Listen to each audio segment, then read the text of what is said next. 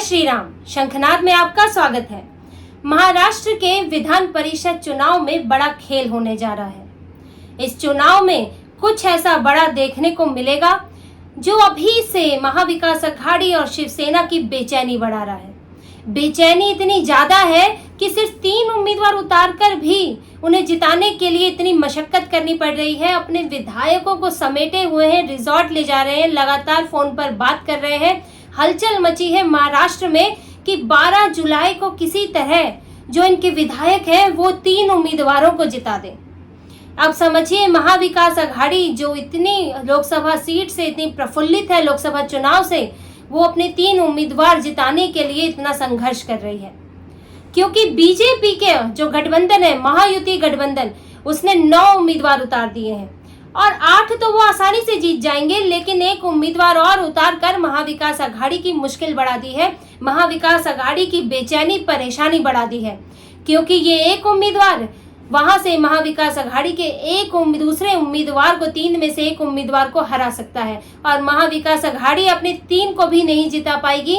ऐसी स्थिति बनने जा रही है महाराष्ट्र में। महाराष्ट्र में 12 जुलाई को 11 विधानसभा परिषद की सीटों पर चुनाव है, लेकिन 11 सीटों के लिए 12 उम्मीदवार खड़े हो गए हैं। इनमें से महायुति ने 9 उम्मीदवार खड़े किए हैं और महाविकास अघाड़ी ने 3 उम्मीदवार खड़े किए हैं।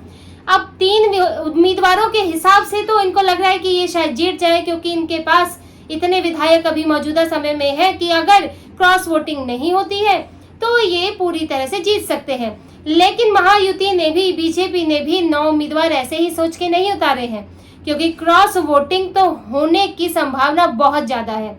क्रॉस वोटिंग पहले भी हुई है और क्रॉस वोटिंग अब भी हो सकती है और इसकी कोशिशें भी जारी हैं। और इस बार भी अपने 9 उम्मीदवारों को जिताने के लिए महायुति गठबंधन पूरा जोर लगा रहा है, क्योंकि ये 8 उम्मीदवार तो बहुत आसानी से जिता लेंगे। 5 जो है इनमें से वो बीजेपी के उम्मीदवार है, 2 एनसीपी और बाकी 2 एकनाथ शिंदे के उम्मीदवार है। और ये 8 उम्मीदवार इसमें से जिताने के लिए बीजेपी के पास, महायुति के पास इतने विधायक मौजूद हैं। और महाविकास अघाड़ी की बात करें तो एक कांग्रेस और एक उद्धव ठाकरे और एक जो है वर्कर्स पार्टी ऑफ इंडिया का उम्मीदवार है। एनसीपी जो है वो वर्कर्स पार्टी ऑफ इंडिया को समर्थन देगी।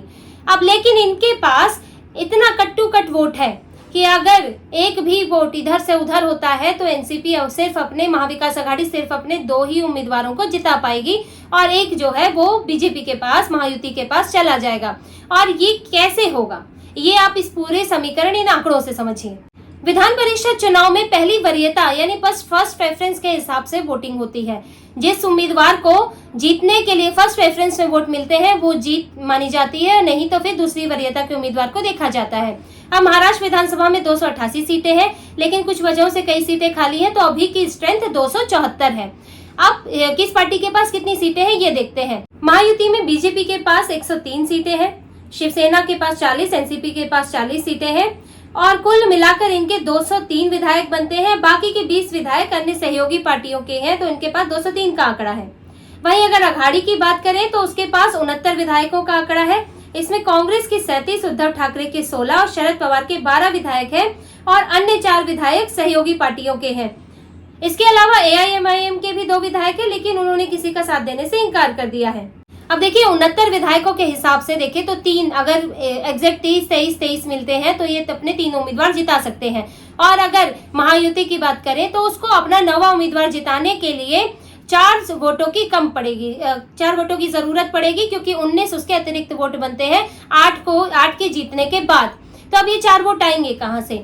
इसकी कोशिश है कि ये 4 वोट अघाड़ी के पास से लाए जाए और इसकी बहुत संभावना दिख रही है, क्योंकि अघाड़ी में एक तो अपनी फूट बहुत ज्यादा है और उसमें खास तौर से शिवसेना जो है इस वक्त सबसे कमजोर स्थिति में है, क्योंकि शिवसेना उद्धव ठाकरे की, उसका लोकसभा में प्रदर्शन बहुत खराब रहा है। 21 सीटों पर चुनाव लड़ने के बाद 9 सीटें जीती है पिछली बार, जबकि 18 जीती थी।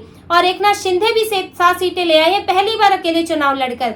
तो ऐसे में उद्धव ठाकरे की हालत बहुत इस वक्त खराब है और उनको बार बार चुनौती अपने गठबंधन में ही मिल रही है। ना उन्हें मुख्यमंत्री का उम्मीदवार बनाया जा रहा है, ना ही उन्हें सबसे ज्यादा सीटें दी जाएंगी, बल्कि सम्मानजनक सीटें भी मिल जाए तो बहुत बड़ी बात है विधानसभा चुनाव में। इसीलिए उद्धव ठाकरे कभी फडणवीस के साथ दिख रहे हैं, कभी उनके बेटे फडणवीस के साथ दिख रहे हैं। दबाव की राजनीति चल रही है और बीजेपी की तरफ जाने की भी वो सोच रहे हैं। तो शिवसेना में एक तो इतना कंफ्यूजन है और दूसरा एक अंदर से कमजोर भी है उद्धव ठाकरे, तो इसका असर इसमें पड़ेगा कि उनके अपने ही विधायक उनका साथ देंगे। ये बड़ा मुश्किल लग रहा है। जो उनके पास 16 विधायक है, हो सकता है उसमें से ही टूटकर कुछ बीजेपी के पास चले जाएं या एकनाथ शिंदे की शिवसेना को समर्थन दे दें, क्योंकि अभी उद्धव ठाकरे ही खुद बीजेपी में चले जाएंगे, ऐसे भी चर्चा चल रही है। और महाविकास अघाड़ी में कांग्रेस के विधायकों में खास तौर से ये इस तरह का भी चलन है, इस तरह का विचार भी होता है कि वो क्यों जितवाएं बार बार शिवसेना और एनसीपी के विधायकों को। कोई कुछ भी हो, भले ही गठबंधन में है लेकिन रहे तो rival party. NCP Sharad Pawar Congress को गिराकर ही महाराष्ट्र में खड़े हुए हैं, तो वो क्यों एनसीपी के उम्मीदवार को समर्थन देंगे? क्योंकि अपना एक उम्मीदवार तो कांग्रेस बहुत आसानी से जिता लेगी, उसके पास 37 विधायक हैं। तो बचे हुए विधायक क्यों नहीं वो किसी और को समर्थन दे? क्यों वो जो मजबूत बनाए उद्धव और शरद पवार को जिताकर, उसके उम्मीदवार को जिताकर, अगर उद्धव का उम्मीदवार जीत जाता है तो वो कहीं ना कहीं मजबूत होंगे और आगे विधानसभा चुनाव के पहले वो नेगोशिएशन करेंगे। तो क्यों कांग्रेस अपने लिए मुसीबत खड़ी करे? वो क्यों नहीं जो है उद्धव ठाकरे को और शरद पवार को कमजोर करने की सोचे? तो और इसके अलावा भी कांग्रेस के जो 2 बड़े नेता रहे हैं, अशोक चौहान और मिलिंद देवड़ा, वो अभी भी बीजेपी में शामिल हुए हैं, तो उनका भी एक गुट है, उनके पीछे भी कई लोग हैं। वो सिर्फ नेता कोई अकेला नहीं होता है, उसका गुट, उसके समर्थक होते हैं, तो उनसे भी समर्थन रखने वाले, विचार से सहमति रखने वाले लोग भी होंगे। तो ये बड़ा मुश्किल है कि कांग्रेस के 37 विधायक जो है महाविकास अघाड़ी के लिए ही वोट दे दें। और एनसीपी के साथ भी एक विचार चलता है, उसके नेताओं में भी इस बात की बेचैनी रहती है कि हर बार वो ही क्यों त्याग करें, क्योंकि लोकसभा में उन्होंने इतना अच्छा प्रदर्शन किया, 10 में से 8 सीटें जीती, लेकिन उसके बावजूद भी अब आगे भी उनको कोई बहुत अच्छा उनके समर्थन में नहीं जा रहा है कि कांग्रेस और शिवसेना जो है, उद्धव ठाकरे जो है, उनके लिए कोई त्याग करने को राजी है, ऐसा नहीं है। जबकि लोकसभा में उन्होंने सिर्फ 10 सीटें ली, उनका मुख्यमंत्री भी नहीं बना। जब महाविकास अघाड़ी का गठबंधन बना था तो भी उद्धव ठाकरे के लिए त्याग किया गया। और शरद पवार ये भी कह चुके हैं कि अब विधानसभा में पार्टी पीछे नहीं हटेगी, वो भी अच्छी संख्या पर चुनाव लड़ेगी। तो एक ये धारणा भी बनी रहती है कि क्यों जो है एनसीपी के विधायक जो है उद्धव ठाकरे को मजबूत करते रहे। वो ठीक है, वर्कर्स पार्टी के उम्मीदवार है, उसको वोट दे सकते हैं, लेकिन अकेले उनके वोट से तो काम चलेगा नहीं। अगर उनके वोट के साथ उन्हें दूसरों का वोट मिलना संभव होगा, तभी वो जो है वर्कर्स पार्टी के उम्मीदवार को जिताएंगे, वरना वो क्यों वोट देंगे? वो अजीत पवार की तरफ भी जा सकते हैं, अजीत पवार भी सेंध लगा सकते हैं। और यही वजह है, यही शंका है उद्धव ठाकरे के मन में कि उन्होंने मिलिंद नार्वेकर को उम्मीदवार बनाया है। ये कहा जाता है महाराष्ट्र की राजनीति में कि मिलिंद नार्वेकर के लगभग सभी पार्टियों से संपर्क है।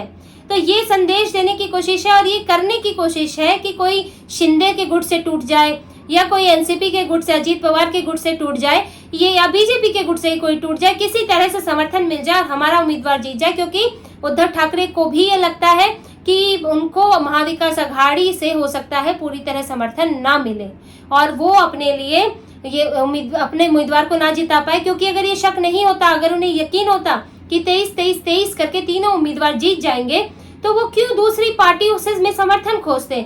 क्यों वो नार्वेकर को, इस व्यक्ति को उतारते जो दूसरी पार्टियों से भी वोट खींच के ला सकता है?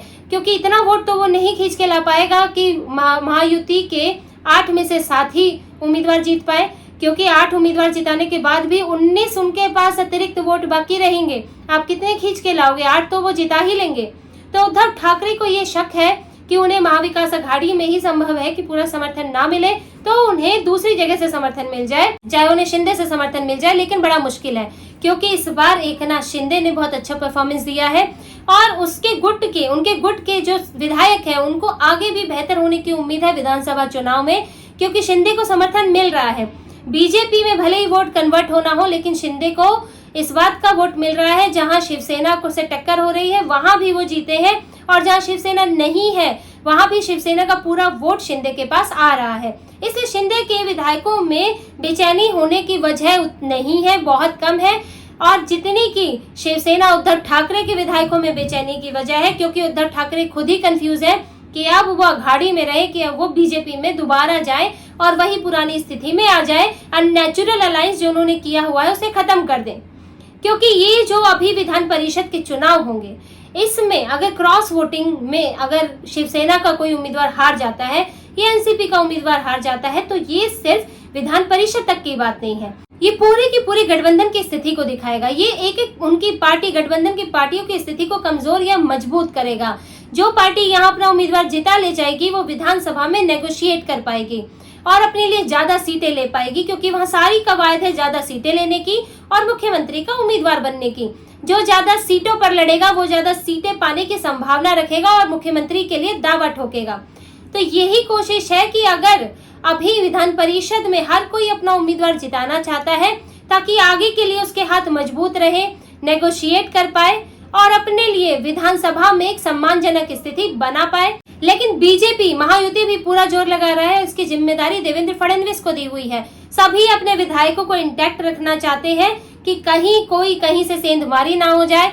और फडणवीस एक ऐसे व्यक्ति के तौर पे जाने जाते हैं जो महाराष्ट्र पॉलिटिक्स में कुछ भी बड़ा बदलाव कर सकते हैं। वही है जो एकनाथ शिंदे को इधर लाए, वही है जो महाराष्ट्र में बीजेपी के मुख्यमंत्री रहे थे और अब भी जब देवेंद्र फडणवीस से ही उद्धव ठाकरे और आदित्य ठाकरे ने मुलाकात की है तो देवेंद्र फडणवीस जो है कहीं भी सेंध लगाने की क्षमता रखते हैं और अभी तक उन्होंने करके दिखाया भी है, इसलिए ये बात कही जा सकती है। इसलिए बीजेपी ने उनको जिम्मेदारी दी है, गठबंधन ने फडणवीस को जिम्मेदारी दी है कि वो अपने विधायकों को तो इंटैक्ट रखे ही, बल्कि महायुति में भी सेंध लगा के 4 से 5 विधायक इधर ला के 9 उम्मीदवारों को जिता ले। लेकिन अब ये क्या होगा विधान परिषद के चुनाव में ही पता चलेगा कि कहाँ किसकी निष्ठा जाती है, क्योंकि सीक्रेट वोटिंग है, ये तो देखना होगा कौन किससे निष्ठा जताता है।